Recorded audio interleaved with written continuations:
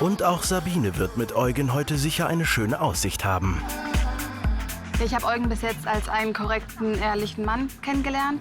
Und deswegen bin ich einfach auch froh, dass der jetzt zum zweiten Mal hier mit dabei ist.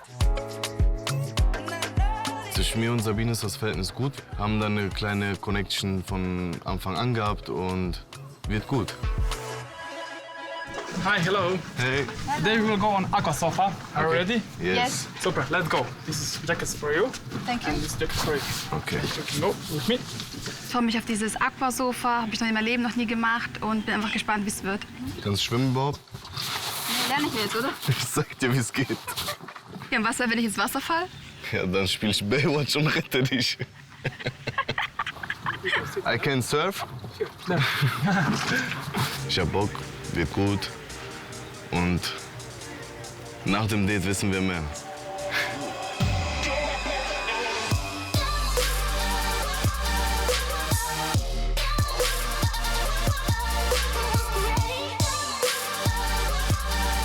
Hat richtig viel Spaß gemacht, sehr actionreich, wir haben viel gelacht. Boah, turbulent. Ich fand, wir haben heute ein richtig krasses Date gehabt. Also es hat echt Spaß gemacht und auch die Gespräche waren gut. Wie bist du jetzt gerade so, dein Freund? Ich bin einfach gespannt, was er dazu sagt, was ihn geritten hat überhaupt, da auf den Arsch zu schlagen. Was stimmt nicht mit dir? Ja, voll. Bitte absolute Stille. Gib mir die Kraft. Nein. Ja, ich gebe dir gleich die Kraft, so. Ja, aber diese Aktion hat er ja von sich aus gemacht. Genau, ja. Und So. das fand ich aber krass, weil ich damit nicht gerechnet habe. Und dann beim ersten Lagerfeuer direkt sowas zu sehen. Und das war einfach Schock. Voll. Das ist einfach ein Schock. Das erste Lagerfeuer sitzt bei Sabine noch tief drin. Also sie ist auf jeden Fall im Aufnahmemodus. Und wenn da jetzt noch ein Tropfen überschwappt, dann ist die Beziehung komplett vorbei.